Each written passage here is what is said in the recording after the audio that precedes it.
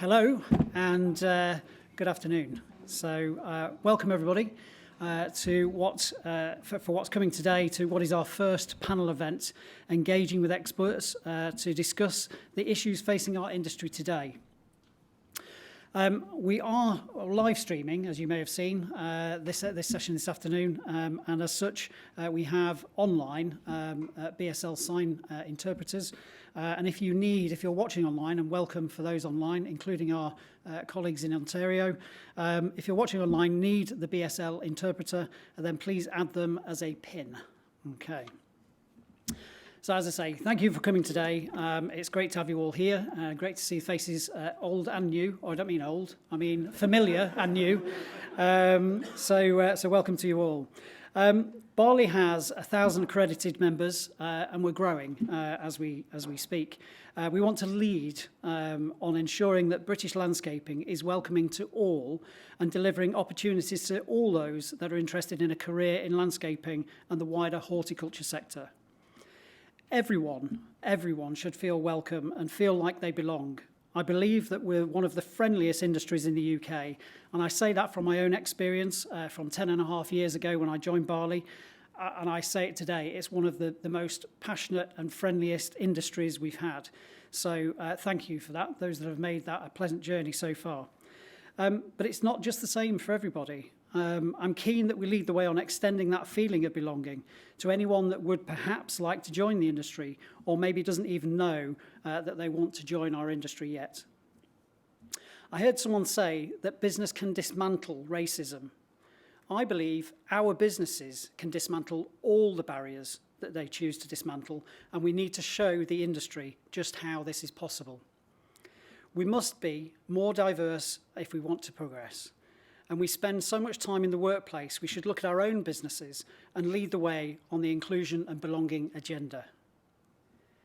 Ethnically and societally diverse companies perform better than those that choose to ignore some of the voices.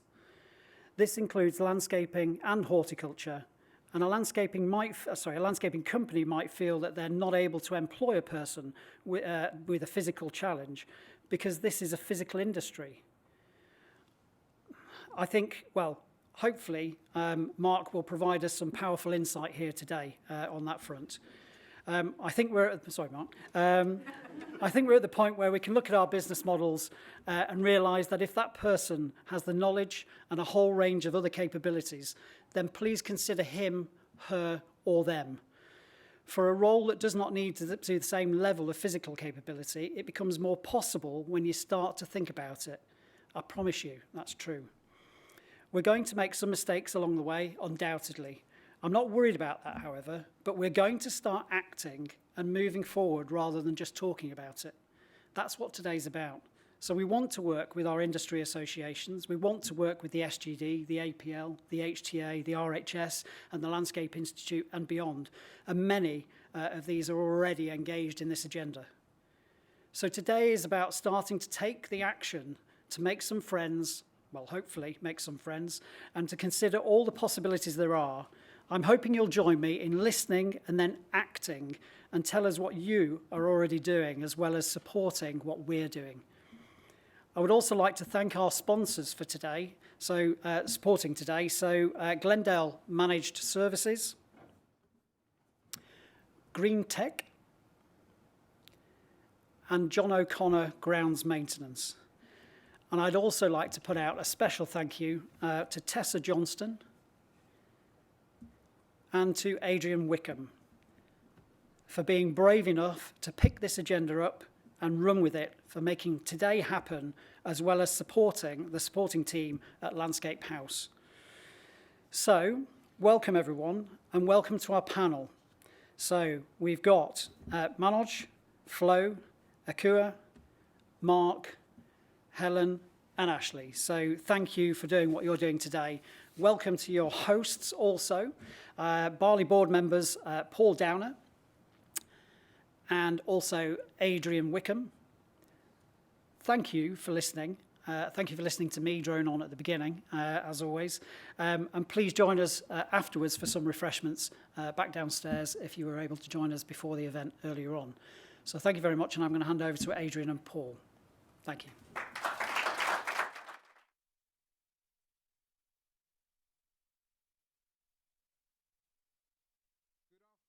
Good afternoon, good afternoon. Thank you, thank you. It's an absolute pleasure and an honour to be with you all today. There's some beautiful faces, not only on the panel, on our lovely panel, but in the crowd as well. So it's really, really, really good to see you here. We've got Molly Higginson. I'm really, really happy that you've come down. Thank you, Molly. She's from the Young Horticultural Association, which is really, really important about young people in horticulture. I've got Rabika and Susan, who I saw and dragged and said, listen, come to this event. So really, really grateful that you've come. And also a good friend of mine, Paul Campbell, who's come along, Paul. Thank you. Paul's done some videos for Lantra over 10 years ago about diversity and inclusion. So it's really good to have him here, and it's good that we're continuing what we're doing today. I've got a guest that I wasn't going to say anything about, but we do have somebody called Camille Drummond who's here. And she is on the 2022 Power List of one of the most influential Black African and Black Caribbean people in the UK, alongside Raheem Sterling and Marcus Rashford and everybody else as well. So it's really, really pleasure for you to be with us today. Thank you. So let me introduce you to some of our lovely panellists today. So I'll start with the wonderful Dr. Ekua McMorris, who I've had some conversations about what can I call him. She said, Dr. Koo, you can call me Dr. McMorris, but I like Dr. Koo. That's a fantastic way. So if I can tell you a little bit about her. So her visual practice explores the politics of race, memory, narratives, and belonging against the backdrop of British colonialism. Ekua has a fine art doctorate in photography from the University of Brighton. Ekua is particularly interested in how the mechanics of photography can be used to reaffirm and or create forms of identity, focusing on family narratives, memories, and photographs. Her practice examines some of the larger themes surrounding Black British cultural identity and its relationship with Britain's colonial past to present day. So thank you very much, Ekua. Thank you for being with us today. Thank you.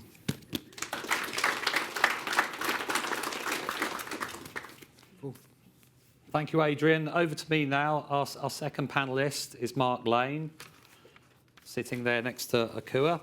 Mark was shortlisted for Celebrity of the Year 2021 in the National Diversity Awards. A presenter on BBC Morning Live, BBC Gardener's World and RHS Flower Show. A plant and garden expert on QVC, creator of the January 2021 ITV Ident multi-award winning garden designer, author of Royal Gardens of the World, and regular columnist for Garden News, Grow Your Own, Platinum and Waitrose magazines. Believe it or not, Mark is also patron of Core Landscapes, a trustee and co-chair of Gardening with Disabilities Trust, an ambassador for Leonard Cheshire, Green Fingers, Groundwork, the Melanoma Trust and Thrive. So welcome, Mark. We're delighted to have you here, and you're certainly a very busy man, so thank you very much. Cheers. Thank you. So I'm now going to introduce you to our award-winning garden designer, TV presenter, public speaker, blogger and RHS judge, Manoj Malde. So brilliant. Manoj is the principal designer at Manoj Malde Garden Design. He has a strong background in design, honing his creative skills with an MA in fashion design from the Royal College of Art. He's retrained as a garden designer at the English Gardening School. Manoj has worked on countless projects and has created his own garden at the Chelsea Flower Show, for which, on his first attempt, won a silver gilt in 2017. So well done, fantastic.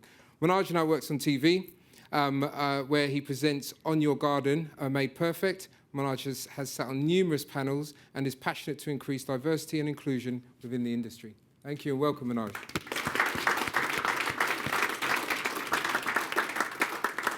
Our next panellist sat next to Mark is Ashley Edwards.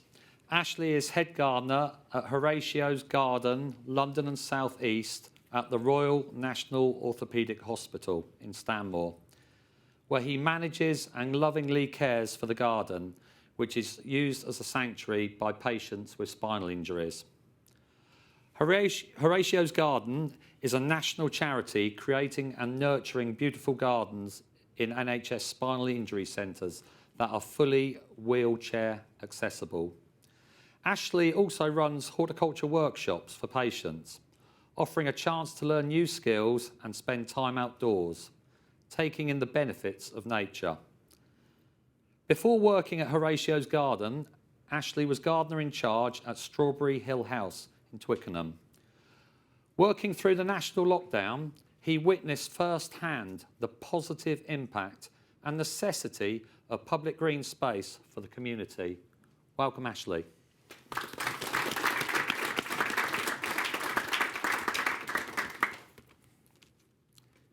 And by no means least, I'd love to introduce Helen Waddington. Helen is head of Casework at Perennial, the UK's only charity dedicated to helping all horticulturists in times of crisis. She's worked for Perennial for over 18 years and manages a team of 12 caseworkers that provide direct help and advice to clients throughout the UK. Although some still think Perennial are only there for retired gardeners, over 60% of their clients are now below retirement age. Helen and her team help a high number of families with children. Helen has supported horticulturists across the UK. Her father was a landscape gardener, and her grandfather was an estate head gardener as well. So welcome. Thank you very much.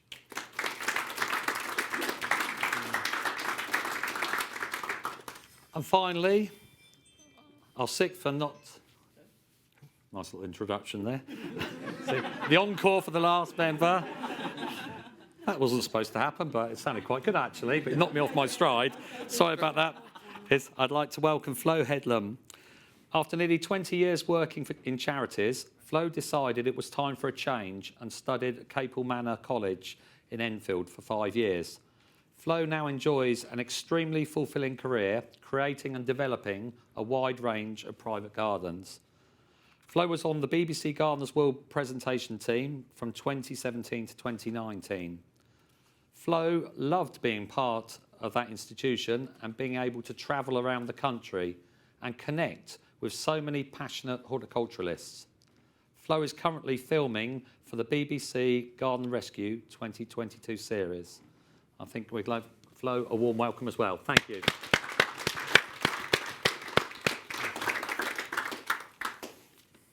that it, Paul? That's it. Back over to you now, Adrian. I think that's how it goes. Thank you. I just want to say that I had an enormous privilege of meeting many of our panellists at the Garden Museum in Lambeth, where we went to see an exhibition. It was a fantastic exhibition. If you haven't gone there, please go to the Garden Museum. It's next to a church. It's in Lambeth. They do lovely wine afterwards, and it's got a lovely cafe. Okay. We met there because one of our panellists actually curated this garden, and that was Dr. McMorris, but Dr. Ekua. So, Doctor, I'm going to ask you first, if that's okay, for the first question. I know that we've had a conversation, and you said your daughter, Tatu, has really made you focus and perhaps helped you to achieve your goals. And kids do that, definitely do that for us.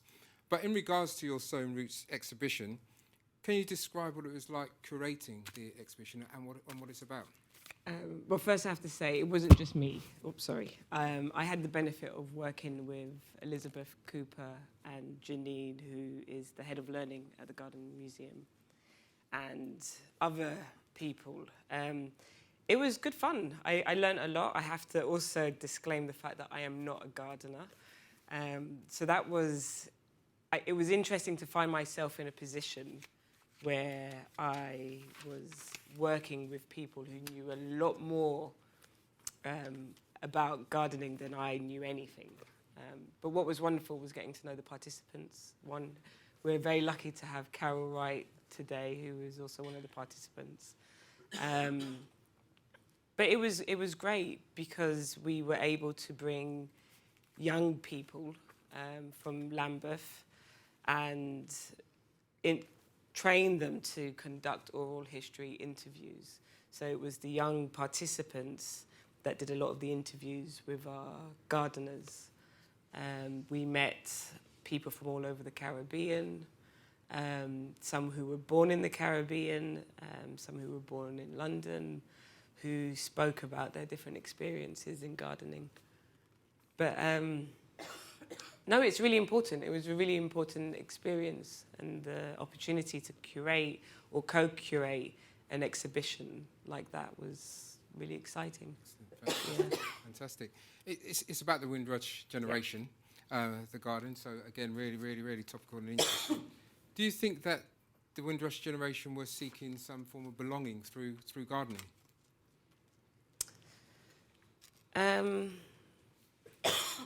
I suppose gardening enables the working with the soil, making contact with earth wherever you are, enables the act of belonging. The Windrush generation, when they came to this country, when they were invited to this country, already felt like they belonged here. So it wasn't as if they felt that they needed to do this extra activity. But listening to a lot of the transcripts from the interviews, gardening enabled or reaffirmed the sense of belonging in Britain. But for many, they already felt like this was home. A lot of them felt like they were coming home. And I suppose the relationship with gardening with many people around the world is this, when you work with the land, you become part of it. And I think for a lot of people coming over, like my grandma, for example, working in her garden and growing vegetables in her garden and flowers, she was recreating something that she had left behind. So it was this act of bringing something, a part of yourself here. And maybe, that's how the relationship between, the past and the Windrush and those coming from the Caribbean and arriving in the UK was cemented further. Do you think it helped build the communities, the activity of horticulture, gardening? I would say so. Talking to a lot of the participants, some of the things that came out of the interviews was that, people would grow things and share it with other people in the community. Or you would have conversations with your mum who maybe doesn't live in the same neighbourhood or, lives down the road, or your sister or your friend. And so growing vegetables and growing plants in your garden or on your balcony sort of opened up more discussions about, how to grow things better, but also created connections. So looking from the outside in, as an artist, onto the horticultural industry, do you think the industry could help from some of the things that were learned from the growing seeds and provide us more a sense of community through gardening within the industry? Is there things that we can learn from that? Oh, absolutely. I hope if you haven't been to the Garden Museum, it's really important to go, because the discussions that came out of the interviews were fascinating. And sometimes it's just about language and about words that are used. So a lot of people from the Caribbean wouldn't use the word garden. It would be your yard, which we have a different understanding of it here. But this relationship with the land was so an integral part of life. And I think for me, this idea of gardening, you feel, well, I can't do that because that's something others do, others who aren't necessarily like me, others who might not have grown up on an estate.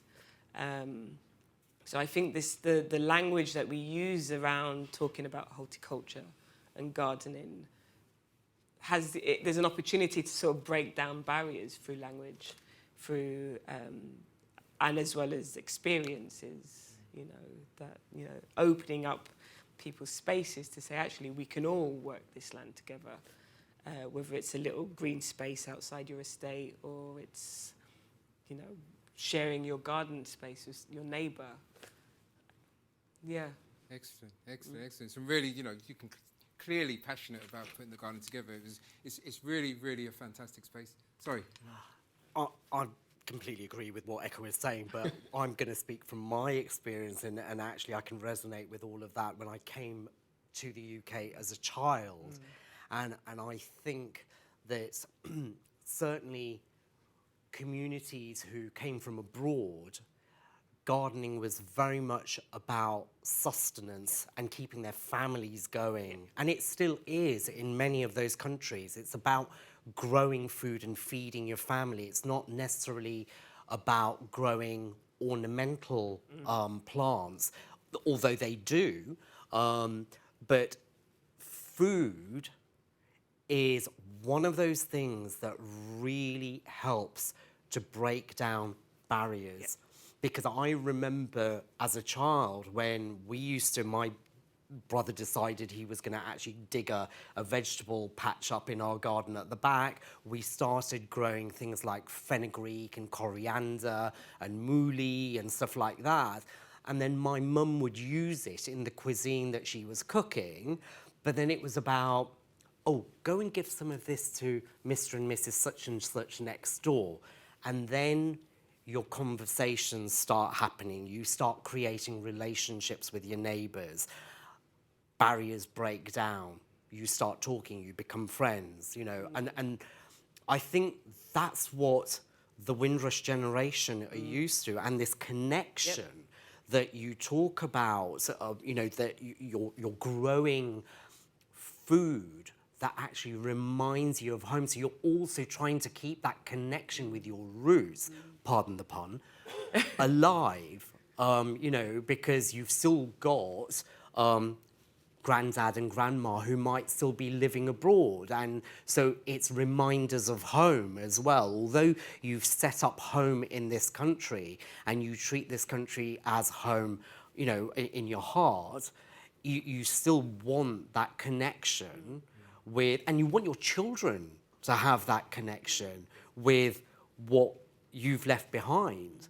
And what better way to do it than through the food you grow and the food you cook, you know? And I think for me, certainly as a child, it was very much about that, you know, that's how we came here as an immigrant family, you know, and we broke down barriers with, you know, Mrs. Hodder on the left and Mr. and Mrs. whoever it was on the right, and you know, that's how we got talking to them, through garden, cooking, here's a bit of food, you know, all of that. It's amazing. There's, you know, there's some key things. Manoj, you always say some good words, but one of them is about barriers and breaking down barriers. You know, and that's something that we're here to do today, and it's certainly something that the industry does. I think all the time. You know, we have some really good relationships. And Wayne said earlier, it's one of the friendliest and most warming industries that he's worked in. So yeah, brilliant about barriers. Thank you, Paul. Thank you. Thank you. Our second guest to speak to today is Mark. Mark, we spent the afternoon together a couple of weeks ago, and the simplest of logistics that I took for granted needed to be managed and considered in great detail. I'm sure you recall it. Would you share with us how you have built your career and your individual perspective on life and gardening? What drives you to ensure you get past your day-to-day challenges? Okay, how long have we got? So I was in publishing beforehand, left university, became the publishing director for the Royal Institute of British Architects and the managing editor for Thames and Hudson Glossy Art Table Books. And in the year 2000, I was in a car crash, and the result is this. And I was at the Royal National Orthopaedic Hospital in Stanmore, and there was an incredible horticultural therapist there who actually got me outside. Really grotty garden at the time, but she got me outside and got me digging into the soil, and I really loved it. And it wasn't until we got home and my husband said to me, well, why don't you do something with gardening? You've got this sort of encyclopedic brain for plants, you know about design, you've got this creative element. Why don't you put the two together? And I didn't really think that was what I wanted to do, and my job was still being left open for me. Anyway, the decision was made, and I said goodbye to my old life and went forward with the new. And I went around loads and loads of different colleges and was appalled at the lack of access. I even had tutors say to me, well, how are you going to dig a hole? Or how are you going to do a site survey? And of course, that was like a red rag to me. And I said, well, you know, I can get someone else to dig a hole and I can go and get a surveyor in to go and do the site survey. So why should that be a problem? And they still couldn't see past it. And there was this complete barrier. And they just couldn't go, they just couldn't see it. So I thought, right, sod this. So I wrote off to Prince Charles and I wrote off to some leading garden designers. And I said, have you ever come across a garden designer before in a wheelchair? Everyone came back and said no. Prince Charles came back, he said no, put me in touch with the Soil Association. They all said no. So I thought, right, I've got to do something about it. So I did. I found a course online at KLC. And absolutely loved it and retrained, and that's how I built my practice up. And I hope that just by, you know, because of me being on the telly now, I just hope that it enables and people see it and they say, well, actually, you know what, I can do that. And it doesn't matter if there are some barriers, because just go ahead and do it. And once you start doing that, then people actually sort of look at you as you rather than seeing you as the person in a wheelchair. But, you know, I will say that it's not our conditions or our impairments that disable us, it's actually society that disables us. Yeah. That's very powerful, that, Mark. And I'm a great believer. One of my famous sayings around work and in life is there's no such word as can't, and you proved that, and I think that's fantastic. So in the industry, do we need to start considering other types of experience and contributions in our landscaping businesses? Yeah, definitely. We need to be more open. We need to talk about it. We need to look beyond whether someone has a physical disability, a mental impairment, or whatever it might be, and actually look at what positives those individuals can actually bring to the group, to the industry at large.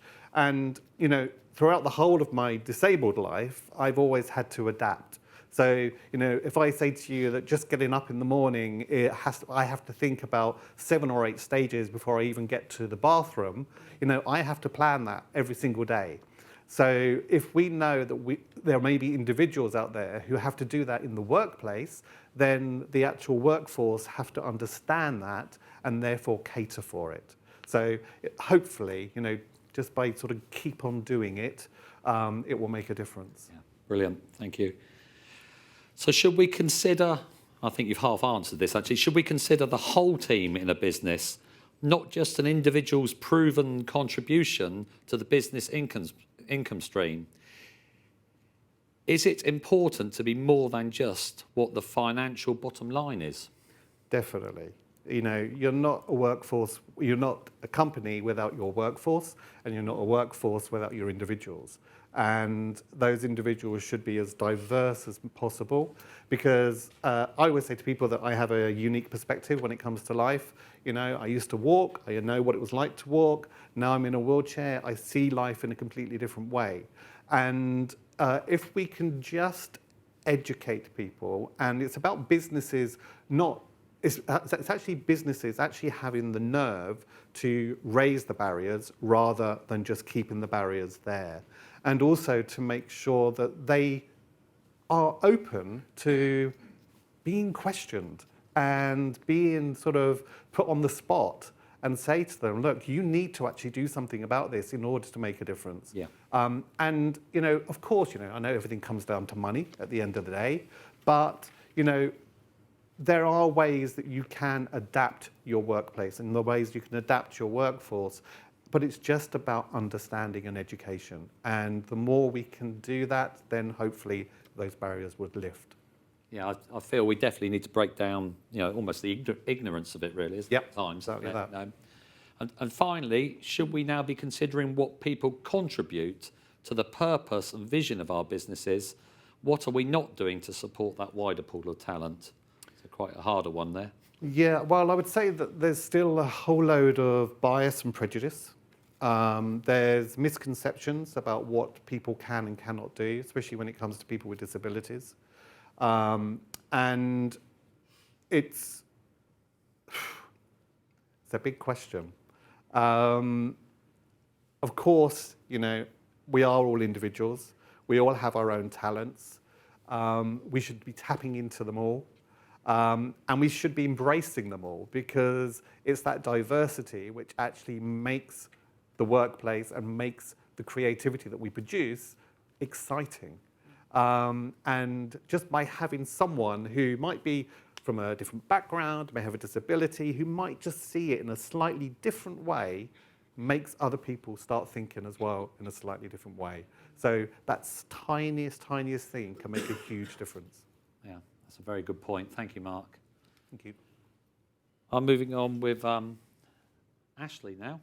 So Ashley, as I said earlier, you've worked and curated many beautiful gardens since graduating from the Royal Botanic Gardens in Kew 7 years ago. Can you expand on the purpose that your current role at Horatio Garden gives you? Yes, so my job is quite multifaceted. So I'm head gardener, but I also do garden therapy with patients. And then I manage a team of volunteers and I have a garden administrator as well. So the charity, it builds beautiful gardens at spinal injury centres, and they act as a sanctuary for people who have gone through a life-changing injury and now have to reassess how their life is going to be. It gives them that space to do that, somewhere outside of the ward, which is obviously very artificial, with artificial lighting. It smells of chemicals, and it's just not a natural environment. It's not somewhere that you feel comfortable probably exploring your feelings. So yeah, it gives you a chance to be outside, breathe fresh air, and have that space. And it's really important for visitors as well, because having your visit outside in the garden or in one of our garden rooms is a completely different experience from having your visit at the bedside with your family member. So yeah, it's the role is to provide this sanctuary for the patients, and then using gardening as a form of therapy to really encourage people to try something new. A lot of people haven't done gardening before that come to the hospital, so try something new, learn new skills. It's all about what you can do. We use adaptable tools, and showing people, that they can learn a new skill if they want to, and most people really get into it. I think everybody has gardening in them. It's just whether it's encouraged and brought out. So most people are like, oh no, I kill my houseplants, I can't look after anything. But when you show people like the general things that you need to do to keep things alive, like sowing, and how to sow a seed properly, and people are astounded that they can do it, and it's like, you can do it. You just, if someone can guide you and show you those steps, then yeah, it's totally possible, and it's really encouraging for people to be able to do it. Can I just pick up on that? Yeah.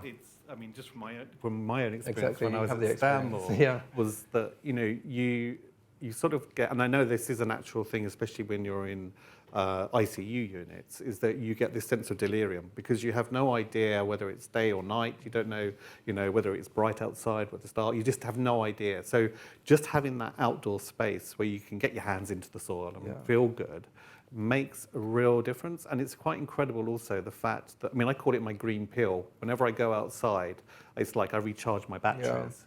Yeah. And there is nothing better, especially within hospital environments. We need to do more about changing the outside spaces. Yeah, and a lot of our patient feedback is that the garden has helped them in so many ways, especially with their mental health, and they're able to process things better, and get vitamin D and be outside. There's just so many benefits. But yeah, I just want to mention about Horatio, who the charity is named after. So Horatio Chapel was a young man, and his father is a spinal surgeon, and his mother, Olivia, is a doctor. And so they are the founders of the charity. Sadly, Horatio was killed at 17. He'd done work experience with his dad in a spinal injury unit, and completed a survey to see what people would want from a garden. And so from his results after his death, the first garden was built in Salisbury. So it's really his legacy, this charity, and it's an amazing thing that Olivia and the trustees are building, really. So we're on our 5th garden. London is the 5th garden, and Cardiff is just being finished now. And so the aim is to get a garden at every spinal centre to really improve people's lives. Thank you, Ashley, on that. So, as I say, you work in a space where people with life-changing spinal injuries may find themselves immersed in the garden for the first time. In that process, how do you support those patients? Just give me a bit of a brief on sort of daily some of the tasks that you would do. Yeah, I think, well, when patients first come in, I usually give them a tour of the garden and show them the facilities, what they can use, and everything is built so it's accessible. So when they're in the garden, then they don't have to think about the disability or that they're in a wheelchair. It's just accessible to them. The surfaces are all flat. There's no thresholds. So yeah, show them around the garden. And then through occupational therapy, they can book a session with me. And also my administrator, garden administrator, Tracy McCarthy, she does craft sessions. So that's a whole other thing that we offer, which is also, not everybody wants to do gardening, but they can do craft. And we usually try and weave a bit of gardening in. But yeah, it's just finding out what they're interested in, really. Some people want to grow vegetables. Some people just want to be in the garden and watch birds. Some people have an interest in photography, so it's garden photography, and it's using the garden. It can be used for so many different things. It doesn't have to be, planting seeds. There's a whole range of things we can do. And even if people don't have great hand function, or they may be completely paralyzed, we can still do things. We can, use other senses, so we can have scented geraniums. We've got lots of scented geraniums in the greenhouse, or taste tomatoes that we've grown. So that's really important, like engaging your other senses. And yeah, so my sessions are an hour per patient, and it's enough time to kind of have a result at the end of it, which is really important. I witnessed it firsthand when I was Bali chairman with Wayne. We went to Scotland for the Scottish AGM, and we went to the garden up there in Scotland, and it was fascinating to see people working firsthand in the garden, and got a real feel of these are designed perfectly, whereas a lot of places we've come across that think are designed for disabled access, as Mark and I know only too well for the other week, they're just not looked into at all, isn't it? So a lot more time needs to be spent, and you guys get it bang on, and it really shows that for the people.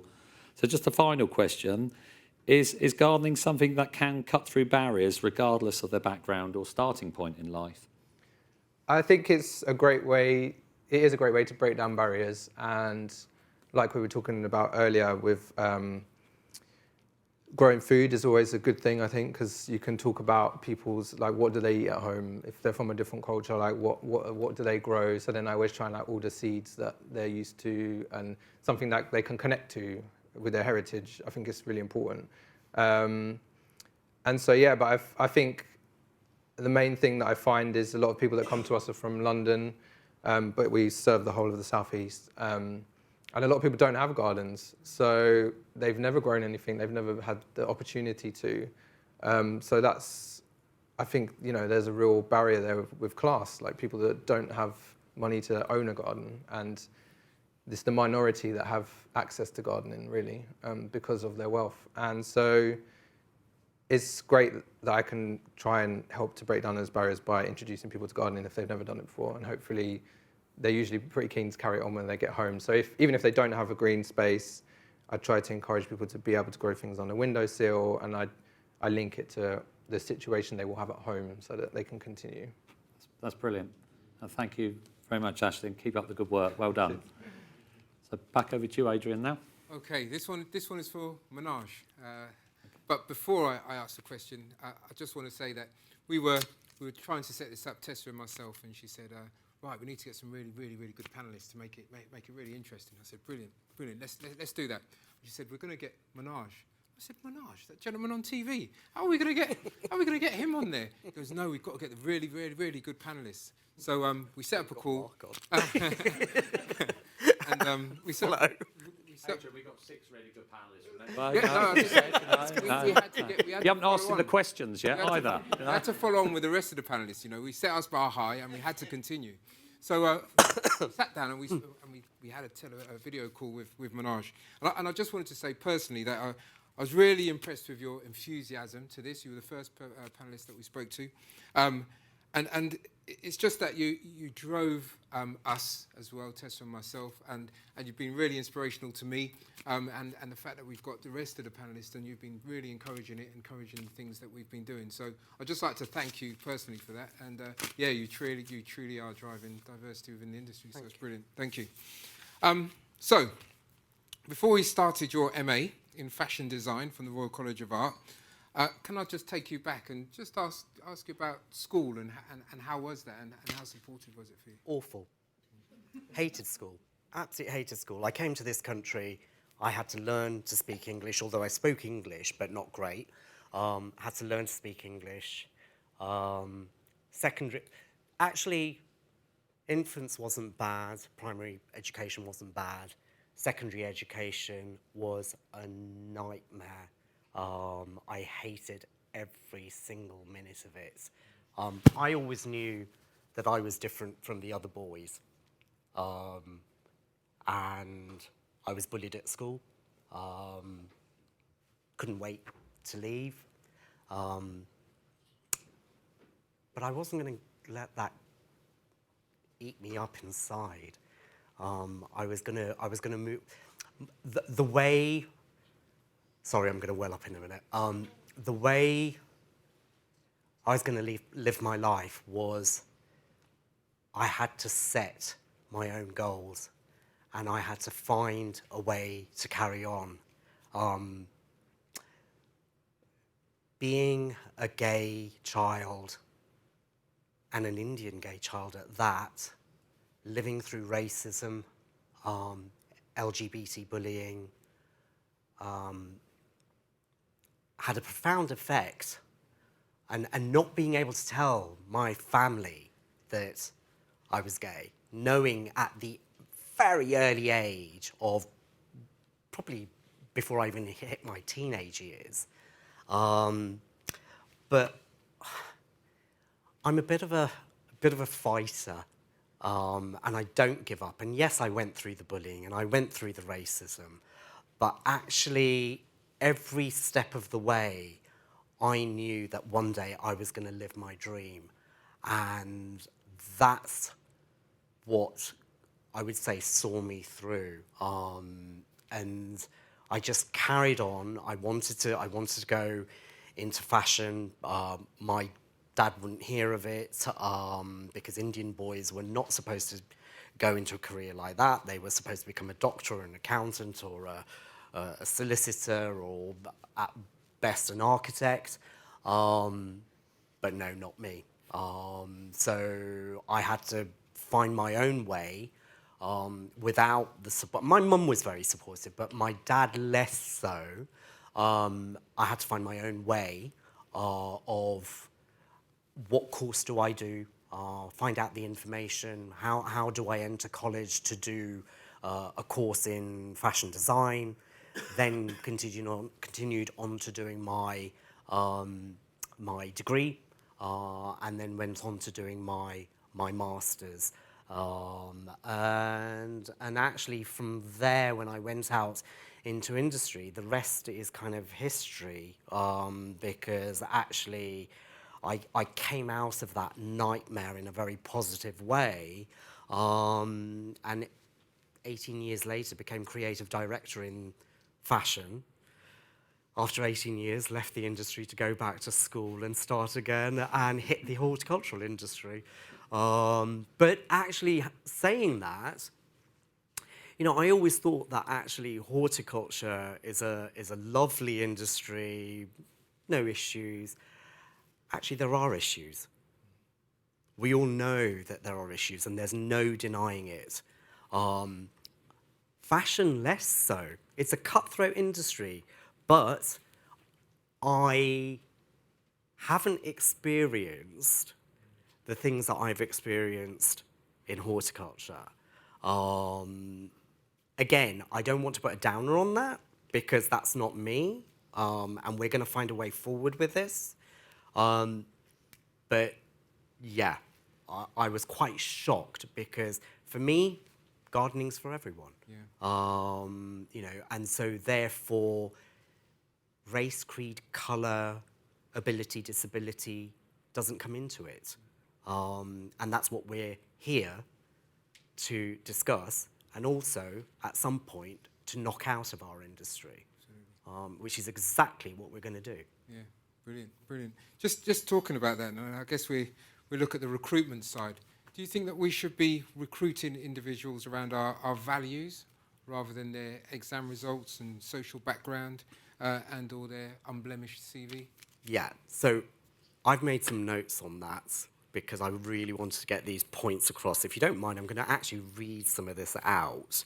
So value recruiting. What is value recruiting?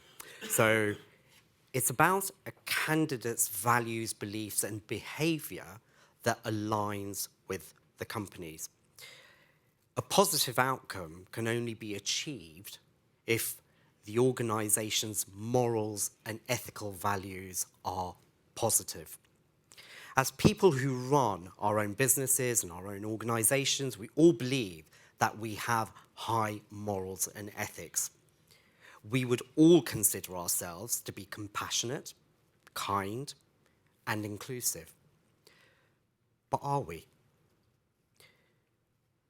Do we consider our conscious or unconscious bias? As recruiters, our conscious and unconscious bias has a great impact on our decision-making. Ability to recruit, train, help, turn people's lives around to become positive members of our organisations, but of society as a whole. Our education system is archaic, needs a total overhaul. It does not prepare young people with life skills. How can one formula fit all? Just doesn't work. The system of secondary education to university and then out to work does not suit everyone. This is where I feel that things like apprenticeships are actually far richer in turning younger people's lives around, because not only are they learning a skill, they're earning a wage, and actually they are then beginning to intermingle with industry and other people. And I've actually seen this. A couple that I know, they have a son, and when we looked at him at a very young age, he was very introverted, and we thought, he's never going to make anything of himself. He's not a communicator. He doesn't intermingle with his peer group really well. He went to university. The poor bloke really tried, dropped out of university, eventually went and did an apprenticeship. The apprenticeship turned that boy's life around. And actually now when you look at him, Dominic is a completely different young man. He's vivacious, he's out there, he strikes conversations, he's able to hold conversations, and you kind of just think, that's what that line of education has done for that. So that one formula that we have doesn't fit everyone. And we have so many students who we let down through our education system, because we just feel that the avenue is secondary education, exams, A-levels, university, out to work. No. Do you feel that if you're an employer, some people have got their own businesses, or even if you're working for an organisation, do you think we all have a moral responsibility to perhaps mentor somebody or take on somebody regardless of any age or background? Very much so. I mean, isn't life about giving? Certainly for me, if I can actually give back what I've gained from education and work, then actually that gives me a really warm feeling inside. And also what it does is that it makes me feel that I've actually added in a beneficial way to somebody's life, and the fact that they are becoming a beneficial member of society, they're becoming a taxpayer, they're supporting their family, they're actually able to stand on their own 2 feet, and actually it gives them a sense of pride. And if I can be that little helper that can do that for them, then surely that has to be of great benefit as a whole. And if we can all do that, then wouldn't we be able to change our industry around in the way we recruit and in the way we engage with people as well? So I think very much so. My partner Clive and I employed a chap, an amazingly hard-working guy. When we interviewed him, he came to us and he said, I'm depressed, I'm on antidepressants, I'm on benefits, there are days where I just don't wake up, but I don't want to be in this place anymore. I want to be able to support my wife and my son. I want to be off benefits. I want to be a member of society. I want to pay my taxes. And Clive and I saw this tiny little spark there, and I said to Clive, I know this is going to be hard, but we're in a position where we can turn that one person's life around, and if we can do that, hopefully he will go on and do the same for other people. So if we become the example, then we can put this into motion. And yes, there's going to be days where he's not going to turn up for work, and we're going to be on the phone, where are you? And we're not going to get a hold of him. But isn't it worth taking that risk? And we did take that risk. Tim is now one of our team leaders. You would never think that Tim has been on antidepressants. He has been depressed. He now is supporting his son. He's got his own allotment where he grows food for his family. Complete turnaround. And if we can do that for one person, then, I mean, can we not make changes? There you go. How can you not be inspired after speaking to him? Brilliant. Thank you, Manoj. Do you want to come in there on a point there at all? Say no. Yeah, no, sorry. It's not a horticulture, but I've just started a BBC mentoring thing with the BBC do this 50-50 diversity mentoring scheme. And I've just become a mentor, and it's absolutely fascinating to see these young individuals who are really keen. They want to learn. They want to learn from, obviously, someone like me who's got some experience. But at the same time, it's about what I'm learning from them as well. And if we, as Manoj says, if we can all do that with just one person, we're going to make a hell of a difference. But it's got to start somewhere. Yeah. And we need to do more of it. Definitely, I think it's a very powerful point in that when you invest in people that possibly at the outset, maybe the old you might not invest. You do the box exercise, you know, you're going through when you're seeing that person, and suddenly, as you say, you see that part, you give them that one chance. I tell you, they come out to be golden nuggets, those sort of people, and they'd be with you, you know, forever, because they never forget that. You were the one person that opened that door and gave them that chance in life, you know, to get better and come out the other side of it. And it's like what Mark was saying, that if we do that for one person, that actually that one person is then going to hopefully go on and become a mentor for another person. It does have a positive knock-on effect. And if we can do that, then we're kind of acting like a catalyst, and we're sending out positive vibes throughout the industry. And your point on giving back, there's nothing better than giving back when you've got the opportunity to do that. No, sometimes it doesn't matter how small it looks or how big it looks. It's that feeling. I fully endorse that. So thank you for that. Can I just add? Sorry. Yes? It's funny because business is about risk. Yeah. And so surely we should take risk. We should take risk in people. Yeah. And investing in someone who would look at things through a different lens than you is so valuable, because they'll see things that you don't see. Yeah. And they'll bring a whole set of tools with them that you don't have, and yet you think you have it because you've got, this one's got a PhD, this one's got a doc, you know, this one, everyone's qualified up to the hilts, when actually it's not about that. No. Or it's not just about that. I think the point on that is also, as people, we generally, as a rule, for a period of our lives, always associate with like-minded people.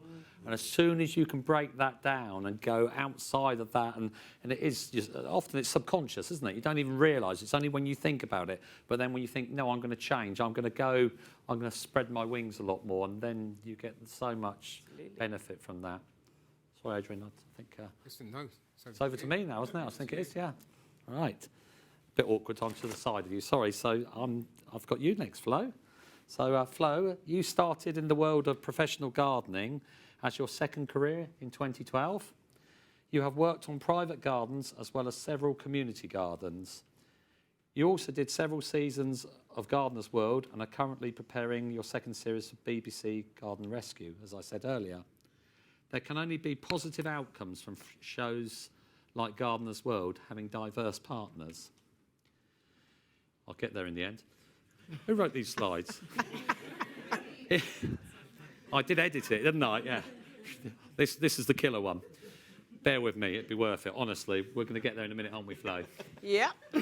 In the recent Growing a Green Economy report, researched and published by Oxford Economics and Foresight Factory, I know we've all read it, it was projected that the industry could be worth over £41 billion by 2030.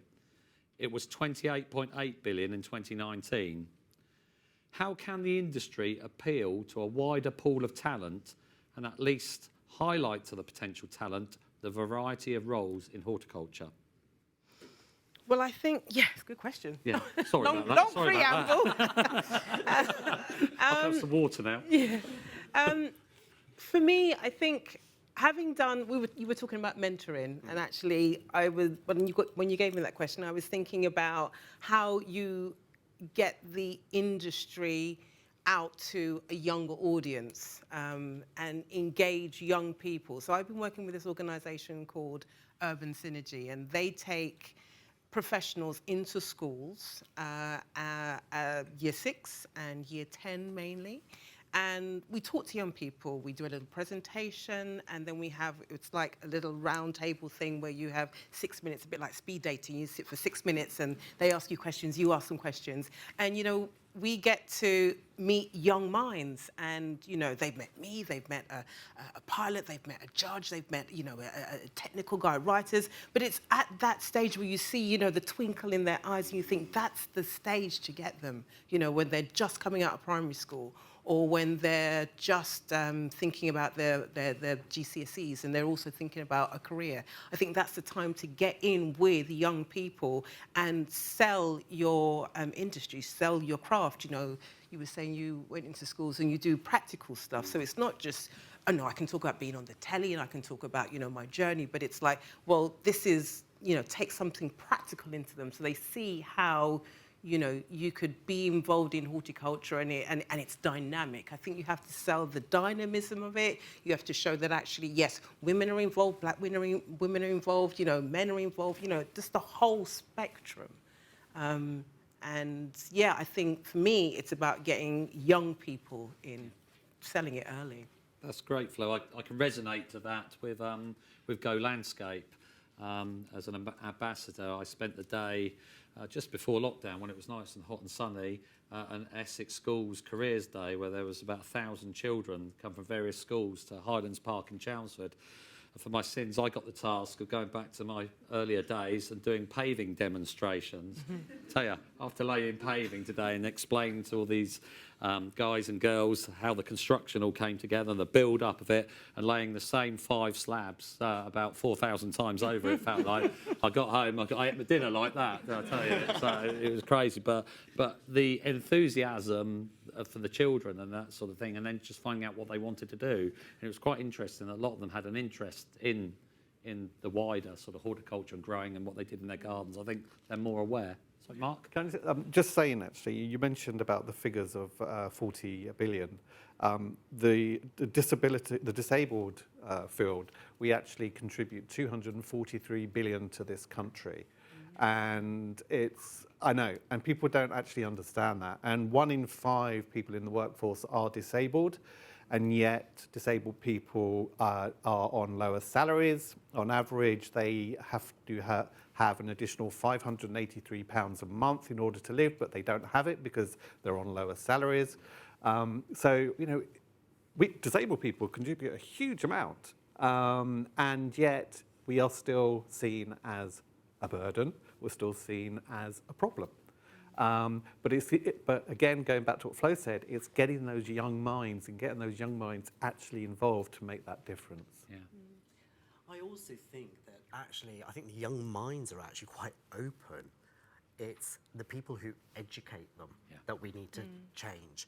Yeah. I remember going into, and I think I told Adrian and Tessa about this, where I went to see a headmaster of a school, and he pointed out an area in the garden, and they said, "Oh, that's the garden. We have the less academic ones work there." And he basically insulted my whole industry within that one sentence. Now, that is because of his ignorance. That's what I put it down to.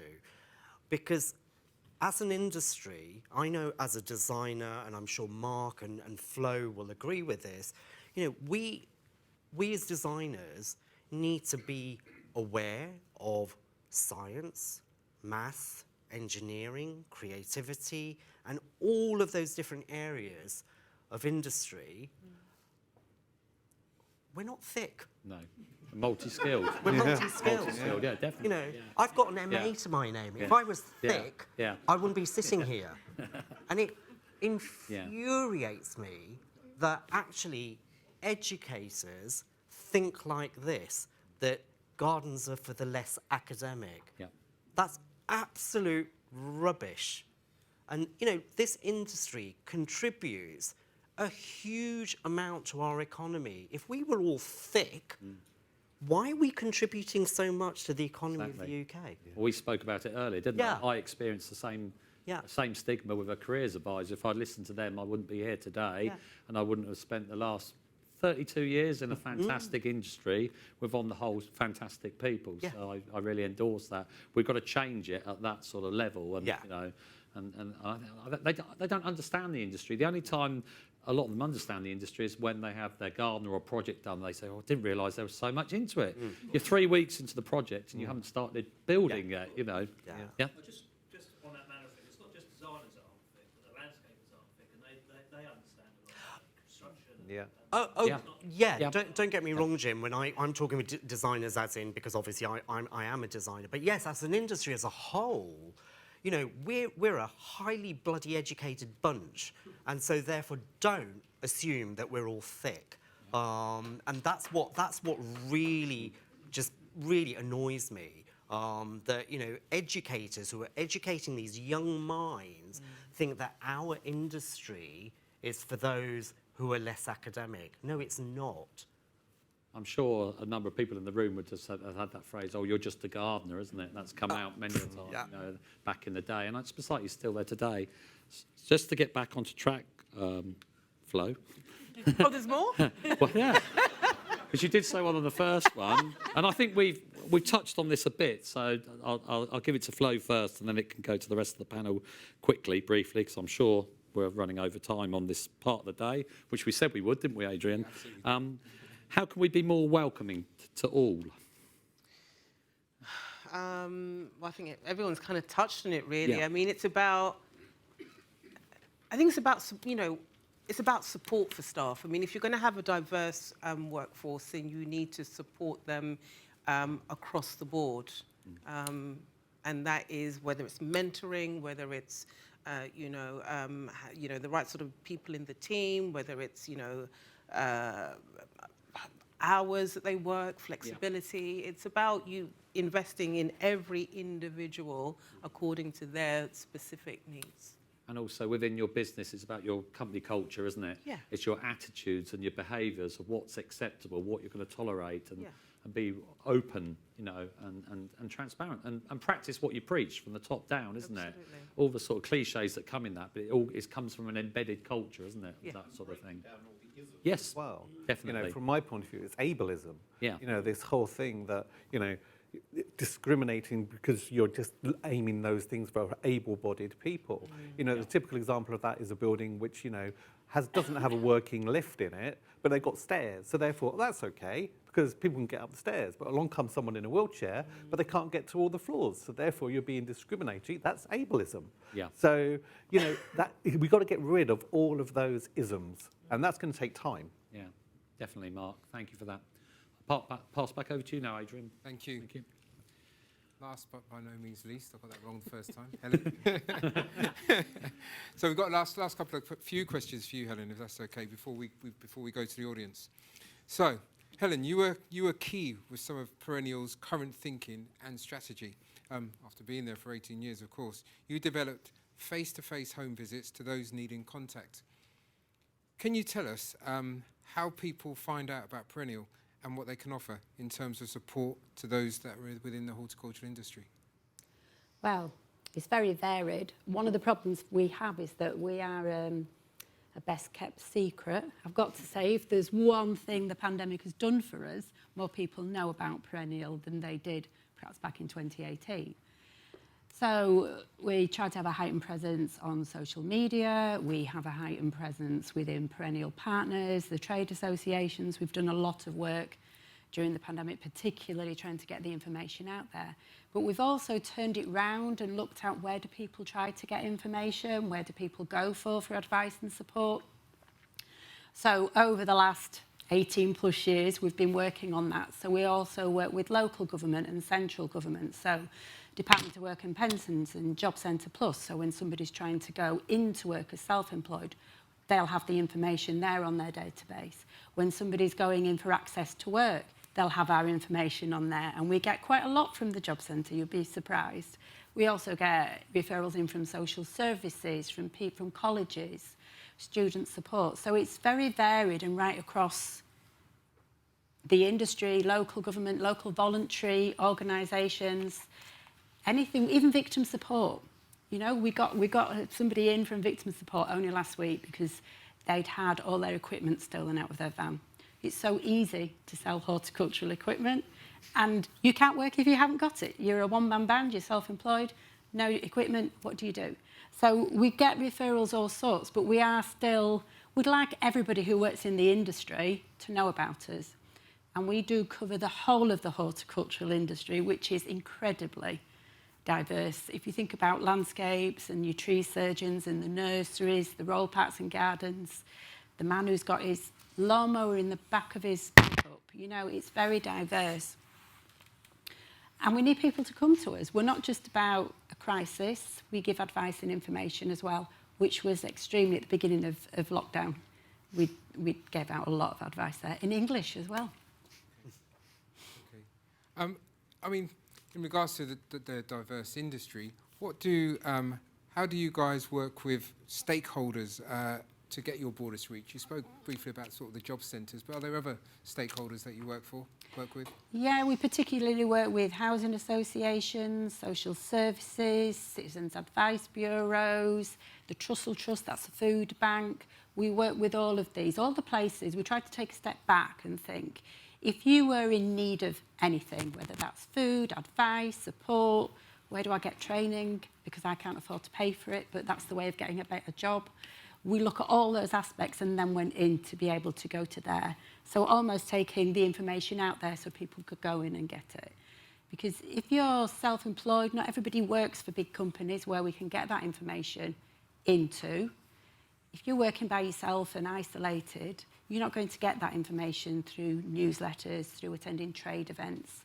So we had to go at it from a different angle. So that's how we do that. And we get just as many, if not as many, people coming in through that way than we do from Glendale suggesting that one of their employees contacts us. Yeah. I think it's brilliant that organisations such as Glendale, and we're a Perennial partner, can have our staff involved, and it's for everybody, isn't it? You don't need to be a member of Perennial. No. Anybody in the horticultural industry can access you. So I think that's really, really, really good. You're doing a lot of things now, clearly, you're doing a lot of things now in regards to the charity to ensure that that you meet all these different groups. So what else are you doing to meet the more sort of diverse people, such as, you know, who's here today? Well, going forward into the beginning of next year, which is literally only weeks away, isn't it? Which is quite terrifying, is we've got quite a few things that we've had on the boil, shall we say, some from before the pandemic that we've had to put on hold, but going forward. So we're looking at wanting to put forums and focus groups from the people that we've already working with or that we're helping. So I mean service users, people who've come to us for support. Then asking, so they know from their point of view, why didn't you come? Was there a reason why you didn't come to us earlier? So I was explaining earlier, we had somebody who came to us who needed some help financially. We helped with the finance, but she also mentioned in discussion that actually she wasn't getting those better paid jobs because she couldn't afford her chainsaw certificate. So we've paid for a chainsaw certificate, and now she's got a much better well-paid job.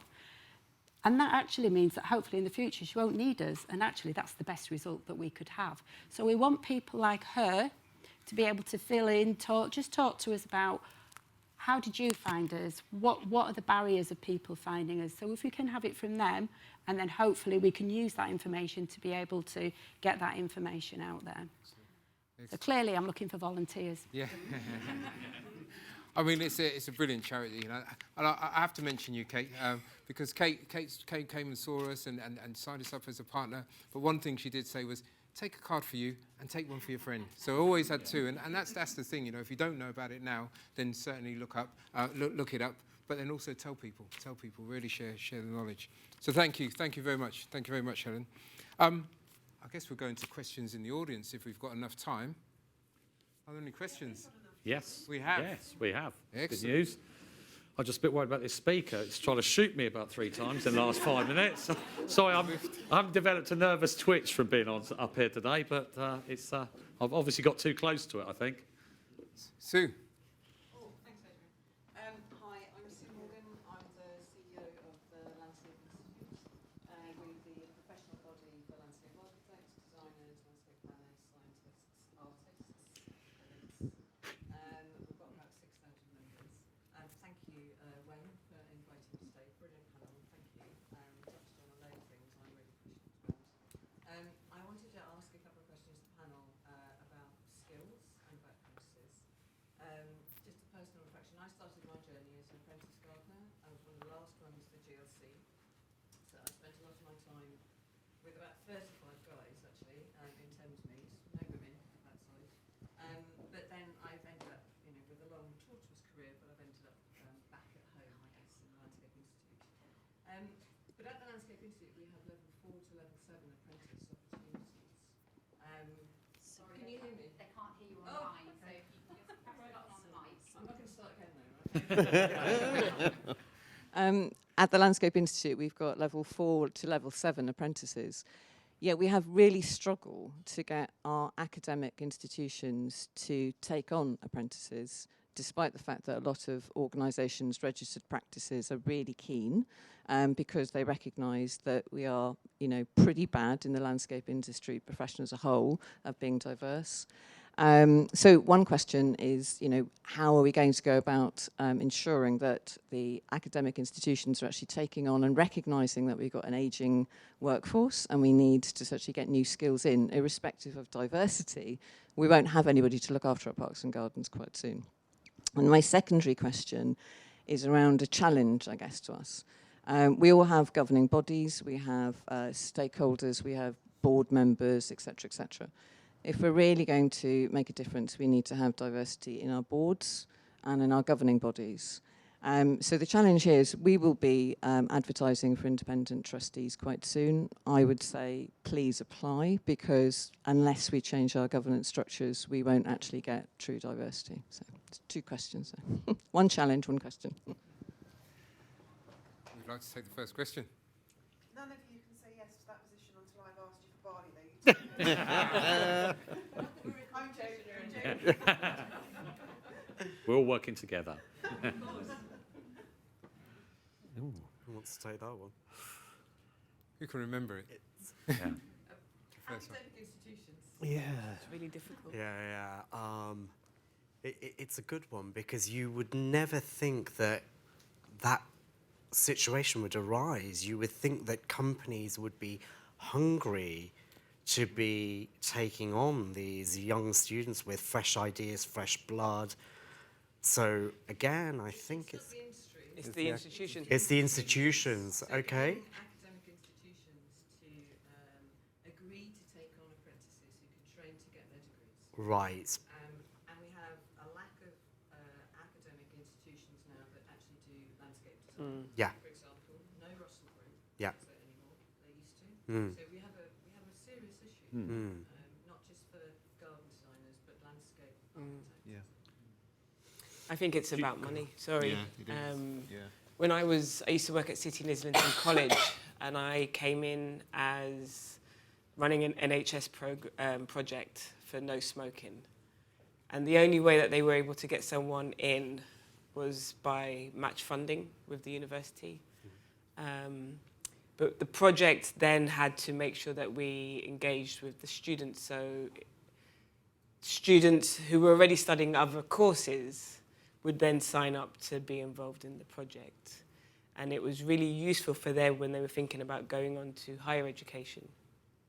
And I don't know if that would be a particular way to go through, but I know in university life now, it does become about money. Snapchat have invested money in the Royal College of Art, where they are sponsoring 2 students a year to study whatever it is that they want to study. But again, it's about money, so it's about how you can get the institution funding. I totally agree with what Dr. Ekua said there. When I did 9 years as a governor at Whittle University College, and we were looking at the cost of courses and this sort of thing. When you looked at the cost of land-based courses in the widest sense on the curriculum, especially at higher level 4 to level 7 and degree level, they are very much more expensive to run and put on. So what they're doing, these organisations, in my view, and it's quite apparent as a governor, they're looking at them purely on cost. You know, there's certain courses of a degree you can run, and that'll cost you £3,000 per head per student per annum, and we get 9. But if you look into our field, they're much more expensive in terms of the resources, the estate and everything. So suddenly they're looking at 7,000-8,000, or possibly break even if there's not enough people on the course.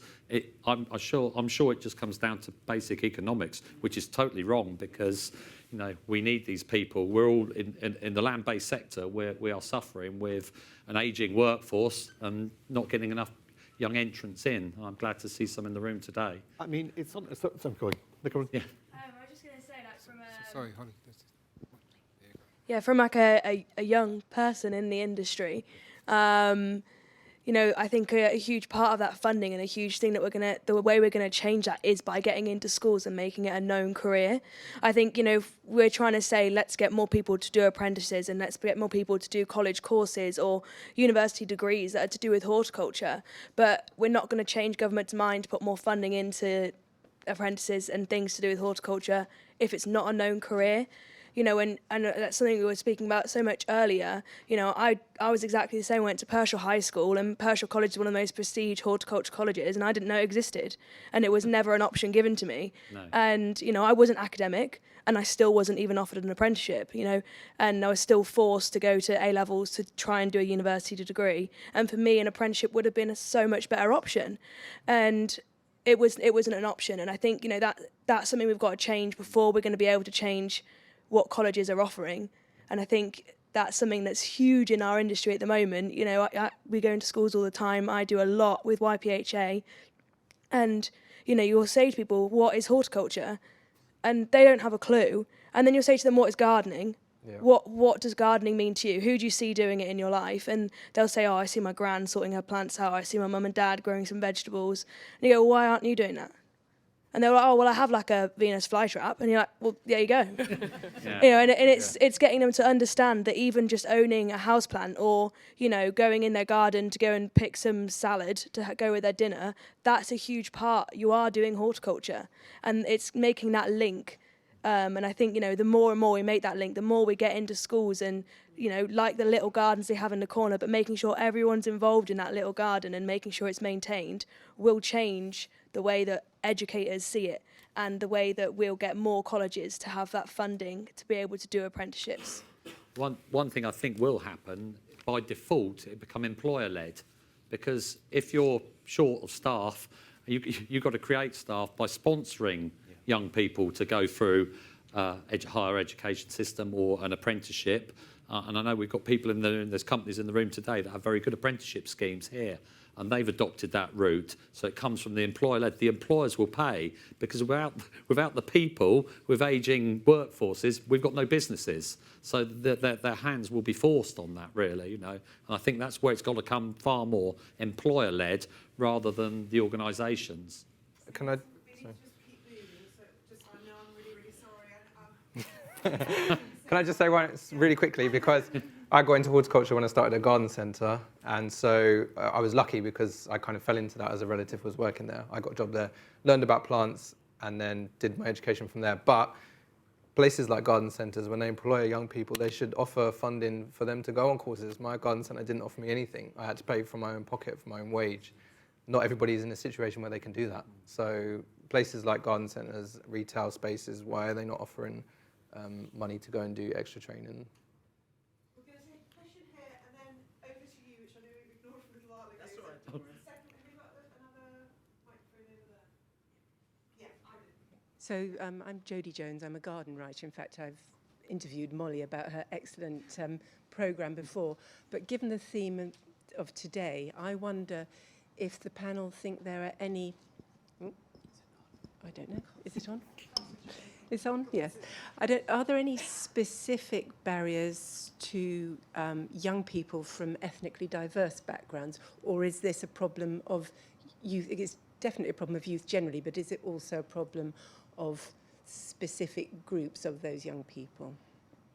Yes, because people of ethnic diversity are more likely to live in places where they don't have access to green space, so they're not necessarily engaged in gardening. They may not have a garden.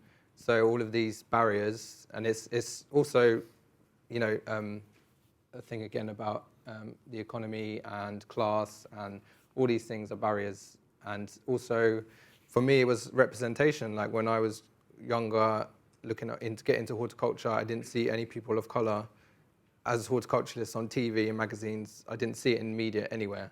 It's only when I started going on social media, I saw people of colour gardening. I was like, yeah, we are out there. We just weren't really represented. And now it's getting better, but there's still a lack of representation. Like, yeah, those people need to be put to the forefront. I think there's also another part to that that Ashley's talking about, is that a lot of these kids who come from ethnic backgrounds, if their families are if they haven't got income coming in, then actually they're on that little wheel constantly working to try and make ends meet.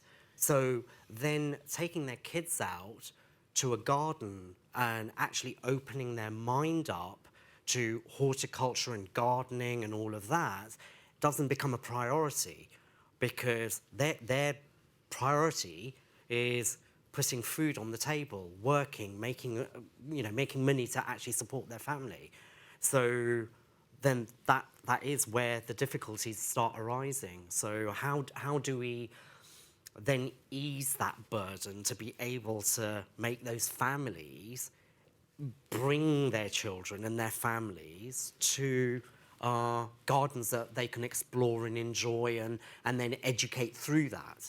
It's the same also with disabled children as well. So disabled children, it costs a lot to be disabled. Mm-hmm. And if you want to buy anything, you can add on zeros to the end of it if you're disabled. And of course, the family members, all they're trying to do is obviously make life as easy as possible for a disabled person. And we somehow, and it's exactly the same thing there, you're on that vicious wheel, because how do you get out of that unless there's a helping hand? Because otherwise they will never do that. And also they'll never be open to seeing what the wonders of that gardens can do for them. And that's the real shame. And a lot of the time, unfortunately, you know, I think unemployed people are twice as likely to be unemployed as well. So there are a huge number of people out there who are just physically disabled, who want to work, can work, but again, there's that barrier. Thank you. Just want to jump. Could I just jump in? Yeah. All of those things notwithstanding, having been in schools in the last just before the pandemic, and talking to lots of kids across the, spectrum, take that as you may, I think they all want to do things that are a lot more sort of techie and quote unquote sexy. So I think we need to make gardening more appealing, more, sexy, whatever, we've got to sell it with the tech and with the design and with the, creativity and the flair as well, irrespective of where they're coming from. That's a challenge, Adrian, for us, then, isn't it? Crikey. That's such a great panel.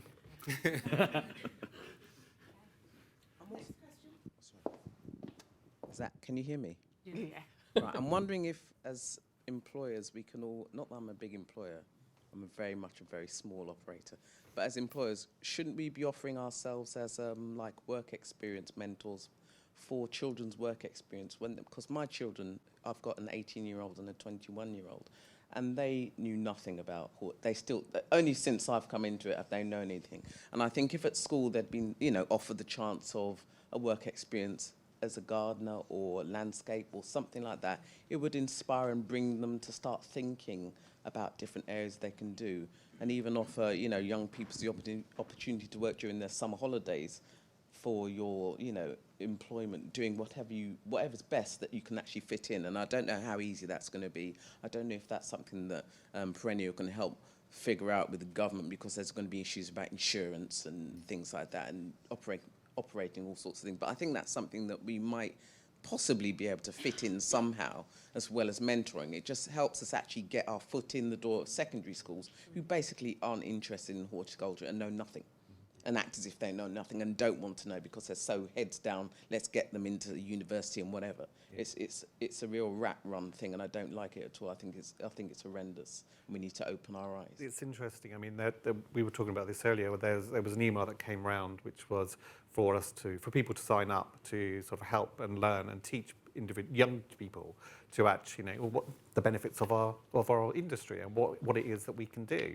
And whenever I've gone into schools or into colleges, and you sort of say to people, you're in horticulture, the complete blank is astonishing. And then when you sort of say to them, well, horticulture is really wide. It includes landscaping. It includes the perfume industry. It includes so much. I mean, then they sort of start to think, oh, well, actually, maybe it might be something I'm interested in.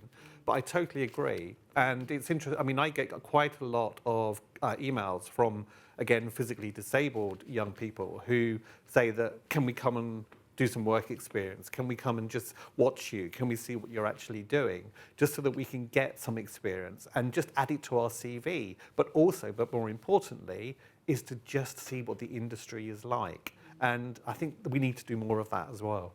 Yeah, I agree. I mean, if I'd have known horticulture when I was young, I became a social worker, which was really interesting. And I much more enjoy this because it's such a broad field, and you can travel the world doing this. Yeah.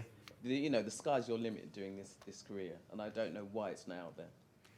What I noticed from the Garden Museum project, from nearly all the participants, is that they're all creative, regardless of the cultural, economic, work experience that they may have had. They've all have this real creative flair to them. And some of them actually went and studied, like Carol, you studied creative art, graphic design.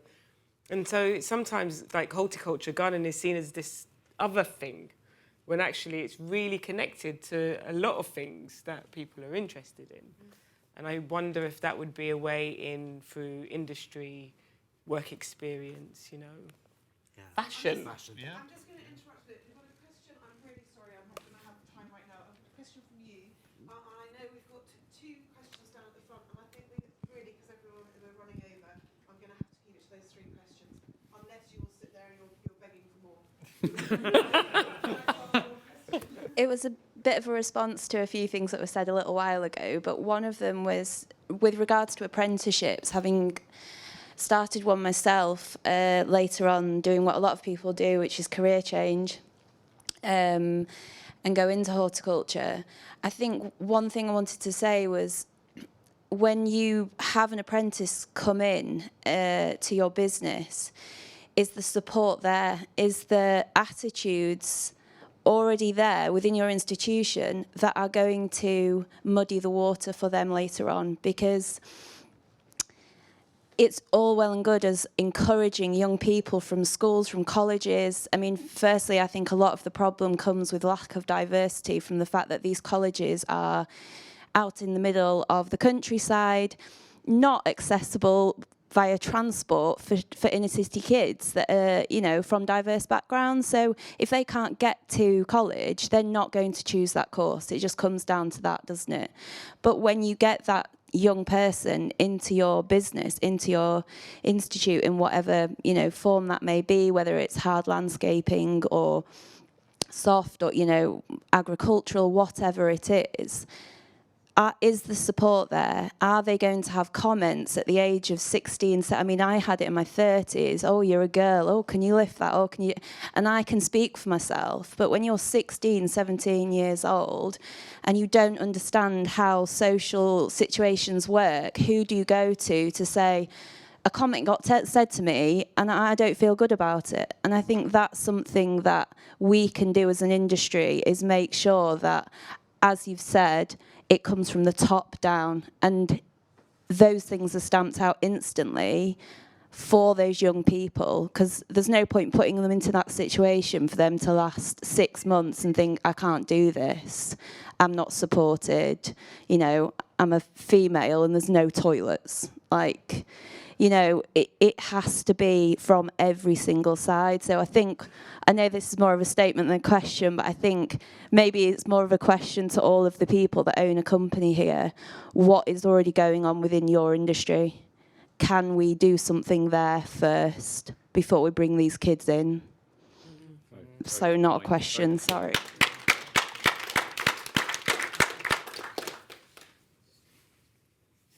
I think that's really important what you said, and that's where people should look at the board and see, is the diversity already there? Like, the more diversity there is at top level, like you said, the more space there'll be for people to come in.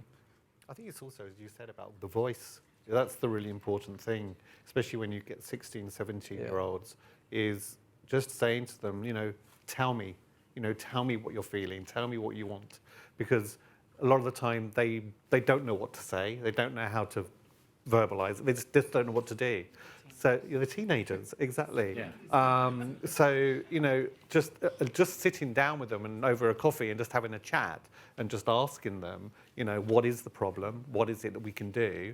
You know, and as long as you've got a structure within your workplace which allows for that to happen, then hopefully that will sort of make you go forward as well. I just wanted to add to that, because I own a landscape business, and it was so my landscape business was just owned by my husband, and I joined him 6 years ago, and we were incredible. We've still only got men working for us at the moment, but we are making changes. So and it does come down to money, but some of the places that the guys go to, and Paul might shout me down for this, and Glendale might as well, the boys are really happy to run off into the corner and have a pee behind a hedge. Yeah. And since I've come in, I've just said that's no longer acceptable. Even if we're doing small amounts of work, we have to provide all those facilities.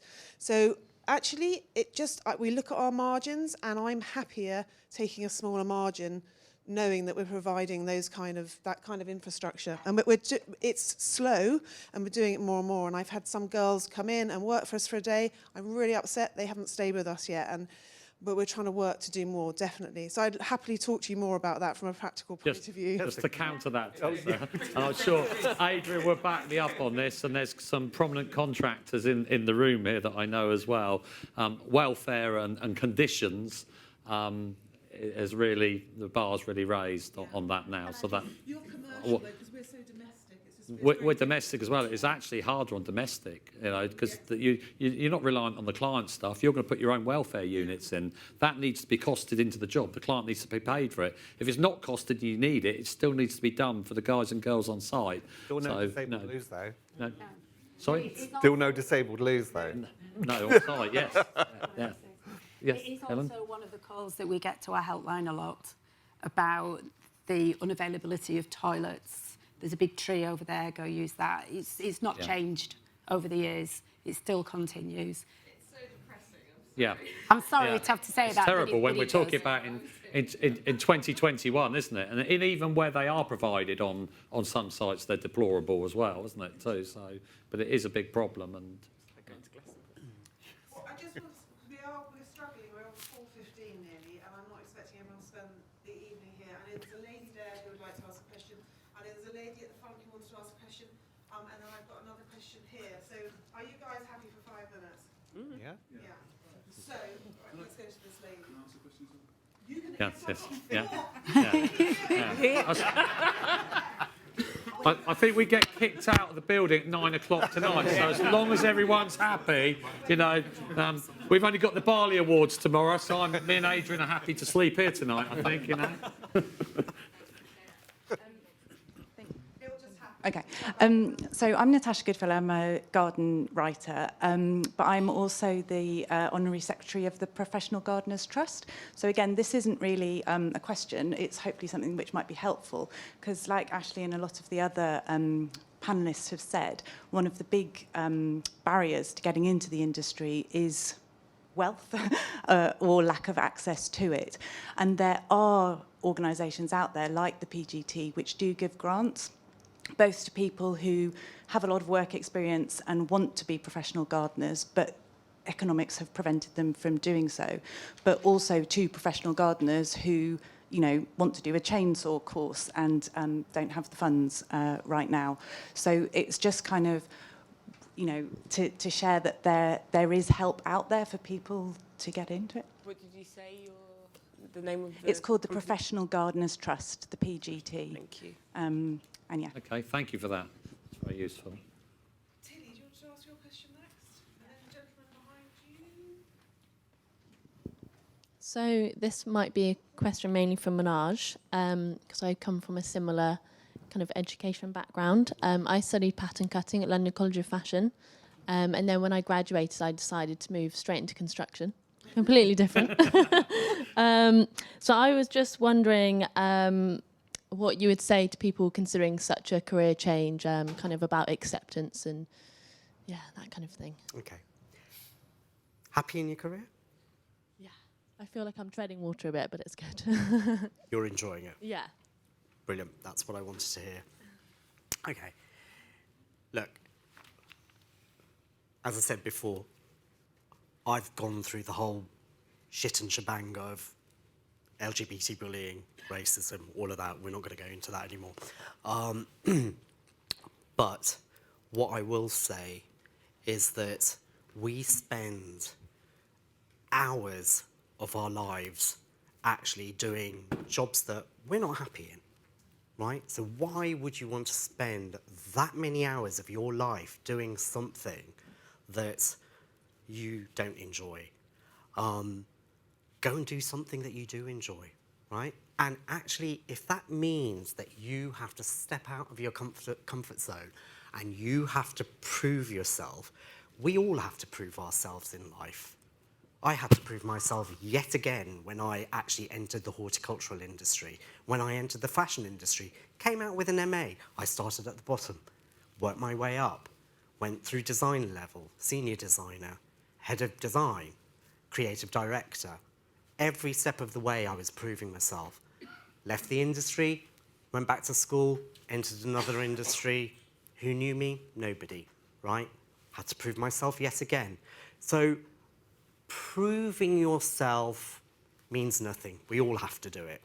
The main thing is that you've got a goal and you're fulfilling your dreams. Dream the dream, live the dream, enjoy the dream. Okay? I would support anyone who wants to actually change their career and go and do something that they actually want to do. Go and do it. And you know what? The thing is, find somebody that you can connect with that will support you through that journey as well. It's really important to talk to people. And I did exactly that. You know, when I joined the horticultural industry, I talked to people and I made sure that they knew that I was interested in doing this. I was interested in helping designers at the Chelsea Flower Show. One day I wanted to do a garden at Chelsea. I wanted to actually train to become an RHS judge. I wanted to do this, I wanted to do that. Talk to people, because if they know that you're interested in doing these things, it's only by them knowing that eventually those doors open. So if you want to make that career change, you do it. Because if that's what's going to make you happy, then actually, isn't it worth it? Someone said to me, actually, similar thing, you know, always keep your head above the parapet, because as soon as you do that, then people know you're there, and then they'll see you. And you know, because it's very easy to shy away, and you know, sort of just carry on and do what you want to do. But as long as you keep your head above that parapet, then people know you're going to be there and you're going to enjoy it. And I appreciate that actually not everyone's the same. I'm a bit bolshy and I talk a lot. But and not everyone's like that. But actually, even if you kind of just have little conversations with people, they will remember you. People, and you know, if people see something in you, they will remember you. And so therefore, when that opportunity comes up, they'll say, actually, do you know what? Tilly wanted to do that. Let's have a conversation with her, you know? So I would encourage it wholeheartedly. Yeah, thank you. Paul, behind you. Thank you. Paul Campbell. I guess I've been in the sector for 30 years now, starting in horticulture, moving through garden maintenance, construction, landscape architecture, urban design, spatial planning. And what I see about the sector is I'm just like, we're really missing a trick here, because the general public really love parks, gardens, open spaces, plants, nature. There's so much evidence out there about the benefits of working with nature and health and so forth. The documents are all done. You've even got things like the blue zones, which is areas across the world where people are over 100 or 110. All of those areas across the world, about 6 of them, all of them garden. So there's something really, really pertinent in there. We know there's a massive variety of roles out there in this sector, that, you know, whether it's science, whether it's finance based, whether it's sales, whether it's construction, whether it's engineering, creative, all the roles are there. And we're losing staff because masses of people are retiring. And this has been happening for 10 years now, maybe even 20, along with other construction industries as well. And there's also lots of people on quite low pay who still love their job. So we've got all these young people who are not sure what to do. We've got all these massive things that are fantastic about the sector. And the question for the panel is, what one thing should the industry and individuals be doing so that engagement with young and diverse groups will have progressed further in 5 or 10 years from now? So that I'm not here in 10 years from now going, what are we going to do? Yeah. So what's the thing? We've got all this richness. That's my question. I've got one suggestion. Sorry.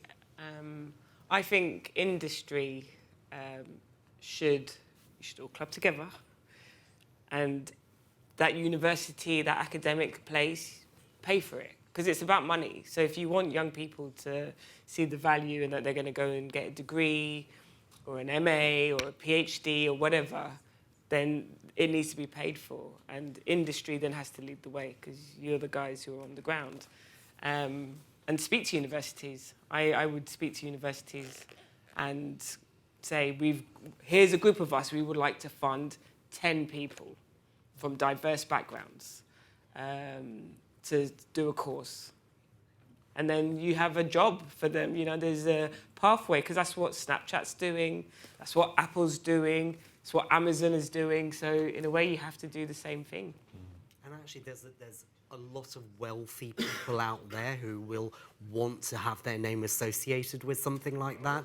I mean, as much as I can't stand Philip Green, look at what he did with the Fashion Academy. You know, he set up his own academy to actually train his people to then enter his businesses. So therefore, actually that makes sense that if the industry requires this, then actually is there a way that the industry can set up an institute that can fund or get funding in somehow to actually educate and attract these younger people to then, you know, be ready for industry and enter our industry? And the leap from pattern cutting to construction, isn't that massive? You know, it sounds massive, but you are understanding space. You know, so it's about breaking down those sort of What different about going the understandings other of it. way? If you're a landscaper and you wanted to go into pattern cutting, do you think it's possible? Something for me and Adrian there? Oh, of course. We've got one here at the back. We've got question 2, far corner. Carol, 3. Last one is here. So that's it. Hi, good afternoon. Richie Kay from Green Tech. I'd just like to go back to the question about work experience. I think it definitely comes from top down. We've been taking 2 or 3 candidates every year from work experience from Ripon Grammar, and they never make the tea when they come to us for a week. They have a very robust programme going through every different department to find out what work life is all about. They have lunch in the canteen with all the staff. But I think it's definitely, you know, some of our directors didn't see the benefit in it to start off with. But since we've been doing it for the last 5 or 6 years, we've now had the opportunity to re-employ some of the people who've been to us to have work experience, and going to career events. We also feel that we're able to engage. Firstly, the mothers and the fathers are really interested. We're a landscape supply company. They're all into gardening. So they bring little Johnny back and say, look, this could be a career for you. Come talk to Green Tech. And we've been able to get some employment out of it as well. So it's definitely engaging with schools, but when they come to you for work experience, don't worry too much about the risk assessments or the insurance. I think the main thing is just do it, give them a robust program, you know, blow their brains on what your business is about. Now, in our business, we always supply landscape products, but we've got accountants, marketing, sales, distribution, many facets to our business. So it's, you know, they go away with an insight into different things. So I would just say, just do it, because it's really engaging and good for the kids and gets you known locally, and you may be able to recruit some people from it in the long run as well.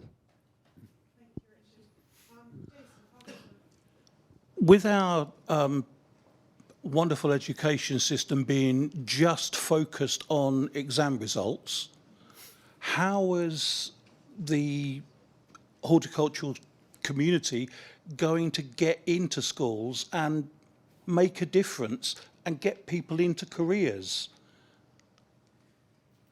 Can I go first? Yeah, I was just thinking about forest schools. I know lots of people know about forest schools and they kind of operate on the margins.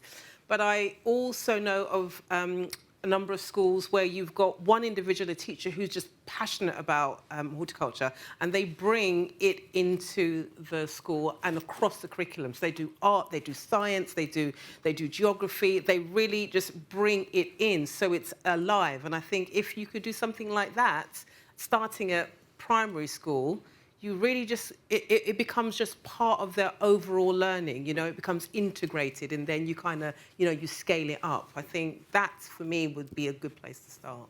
And I think public gardens are usually quite good at having educational programs, so I think it's really good to get kids out from school to the gardens as well and see the gardens. They usually do a visit, but maybe it would be a good idea to show, you know, introduce the gardeners while they're there and maybe getting them involved in the garden rather than just doing a kind of visit and seeing the plants, to actually get them physically working.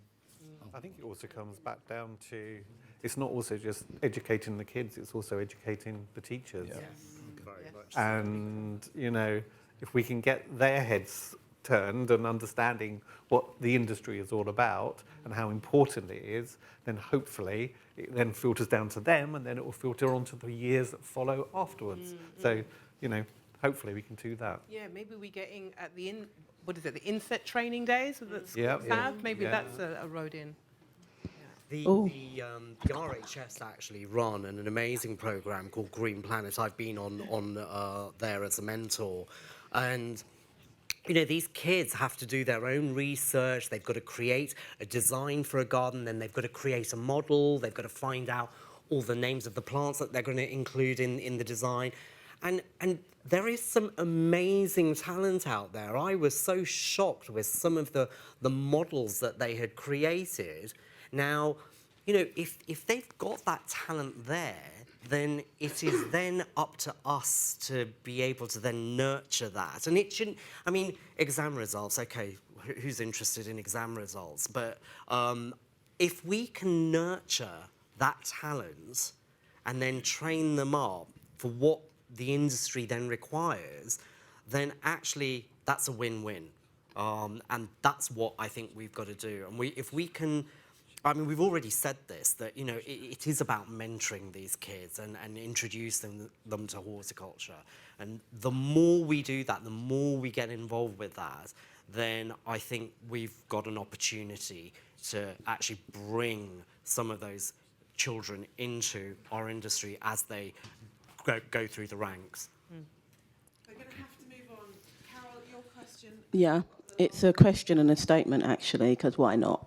I think you give the money to people like myself, and we're doing the work at grassroots level. We talk to land in our names. We talk to the parents. We are in the schools. While the gardens that we built 15, 20 years ago are being taken out of the schools to increase the playground because they're receiving developers' money. So, you know, and we're doing the gardens on the housing estates. And it is that thing of peer pressure also, and the ancestral connections. And, you know, involving people like the Landscape Institute, I know you're here, choose landscape projects. But for us, who see it day in, day out, and I manage 2 community gardens, which were built by the children, who are now off married, moved off of the estates, but they can always come back and see what they did at their primary school. So we're picking things up with the primary school. So it's, as Ekua said, and Flo, it's giving the money to the people who are doing the work, because then you're creating those pathways, you know. So this is not remote. You know, nobody, yeah, I went to Capel Manor. I did my RHS at Capel Manor because I like travelling. And I didn't mind going through Tottenham, even though I support Arsenal. You know? You know? And yeah, and to me, I'm a gooner. I had to get that in, even though I'm from South London. So it's that we're doing it, we're seeing it. So it's always good to come to events like this, because this will be discussed at the school tomorrow. But the work is being done, but you don't see it. It's like invisible. And we're saying we need the funding. We need to have people come in, like yourself. So you're not just rescuing a garden, it's creating a garden with the parents because they wanted to do it and they have the skills. Because I work with Ginkgo, who are Peabody's contractors, who are about to do a shed project with me, which isn't just a shed. It's going to have a risograph printer, mobile, apothecary and a cinema. And that's been designed by the youth. And they're saying, we want to do gardening. And, you know, there's cultural barriers. Like, I was, you know, my family thought I was going to end up destitute because I wanted to do a degree in art. And I've compounded that by doing gardening. So it's there, but, you know, we need the support of the Landscape Institute, of your good selves and the industry who are sitting in this room to pool resources, because it starts from when they're toddling about, when they're going to nursery, you know, because I'm in Southwark and the gardens are there, you know, and it's to maintain them, and it's to get the likes of Ginkgo to get people working on the estates, from the estates. Yeah. Carol, thank you very much. Carol is such a force. We only met her about 10 days ago. And I think actually what you are showing us is you need to take action. So the fact that Carol didn't even know we were doing this, and she's bothered to come over here today to talk. So thank you massively, Carol. I just want to turn to two people who didn't even know they were coming today, and they are not strictly in horticulture. They're in the construction industry, which is Martin Coles, who's at the front here, and Todd Scanlon. And the reason I forced them to come today, because they have had to travel quite a way. Todd, in 2019, was Apprentice of the Year, Young Apprentice of the Year. And Martin and Todd are a fantastic success story, but together. So they haven't been able to do anything individually. They've done something together. So Martin has his own scaffolding company in Swindon, which is quite near me. And he has invested time and energy, as Todd has in him, haven't you, Todd? Because you've had to put up with Martin as well.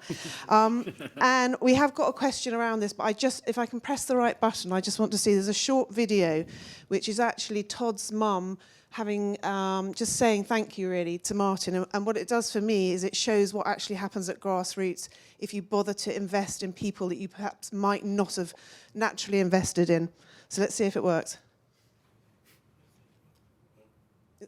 Who would have thought a conversation between me and you on holiday about mental health and disabilities would have led you on this journey? You've achieved so much physically, mentally, passing courses and getting awards, all down to you. Unless you've been in a situation like mine, I can't explain how much this means to me. I'm very proud of Todd, as you know, but I'm also very proud of you too. I think Swindon should be proud of you for highlighting the issues that people with mental health and disabilities have with employment. Enjoy your evening, Martin. You deserve it. Thank you again, and a Merry Christmas. Oh.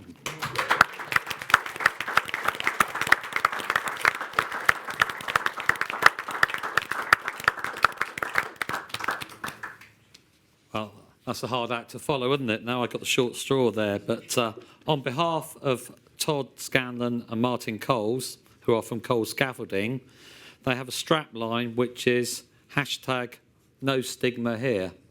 That's pretty cool, isn't it? The importance of that is that Todd has Down syndrome and has a successful career with Martin, as we've just heard the appreciation there from his mother. They have a question for the panel.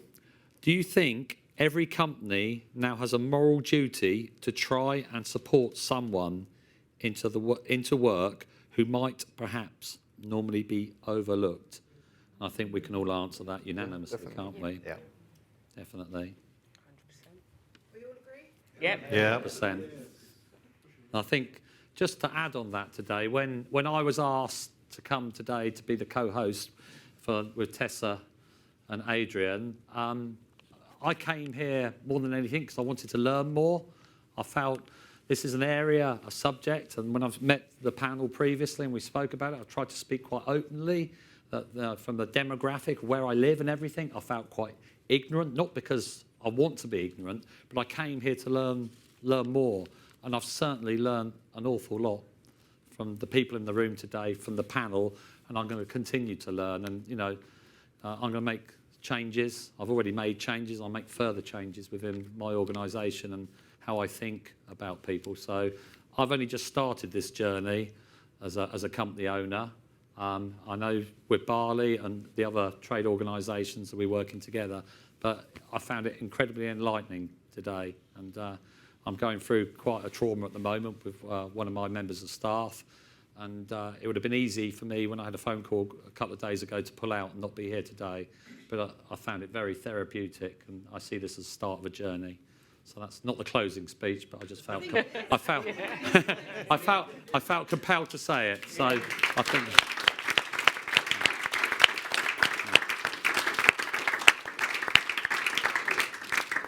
I've got the anchor now, haven't Yes. I? Thank you. What can I say but thank all of you? I've been told not to say thanks to everyone, but I do have to thank you, because I was, as we were organising this, and I wasn't quite sure of how it will work out. the first thing I wanted it to do was A, not say too much, and B, that it finishes really quickly. I've got to thank you all for not making me have to say too much, because it's been really, really interactive, and that's what we wanted. We wanted people to speak to each other, and the other thing was that I really don't want it to end. That's, you know, I've got to this point, and I want it to go on. It's not the first time I've been kicked out of somewhere because everyone wants to go home. But you know, I'm really, really, really grateful and thankful for everyone that came and spoke, and the sponsors as well. I don't think this should be the end. That would be the worst thing, wouldn't it? We do really need to do things moving on from today. I think personally, and certainly as an organisation or an industry, we need to do that much more. Personally, I'm certainly going to go into schools with Go Landscape now. I've kind of avoided being an ambassador just because I thought of time, but you've got to make time, haven't you? We're going to bring people into the industry. We've got to make time. So I'm going to do something personally myself. I don't know if Paul, if you wanted to. I'm also, as you know, Adrian, I'm currently a Go Landscape ambassador. It's been quite tough with COVID over the last 18 months, but there's a lot of work going on there now, and that programme's starting to really gain some momentum, and that is so important. But from my own personal view, I want to offer myself as a mentor for a young person, or two, not too many, but one or two, and actually I picked up on what quite a few of the young people were saying in the room, and it was quite, you know, yes, you do it, you get these programs underway, but who's there really to, not necessarily hold their hand, but to guide them, to be that person that they can phone up and give that. I'm a great believer in giving back. I've done a lot of fundraising, as of several people in the room have, for Perennial and other charities, and there's nothing better than giving back. So I'm offering a mentor for a young person who wants to embark on the industry as a personal contact. And if I don't know it, because I don't know everything, I've learned a lot today, I know I'll find somebody who does know, who can support them with me in that process. So that's an outcome from me today, Adrian. Thank you. That's brilliant. We've got some great organisations here today as well. We've got the Landscape Institute, APL, Bali, RHS, HTA, young horticultures, people in young horticulture, Arb Association at the back. I'm glad you got there. Well done.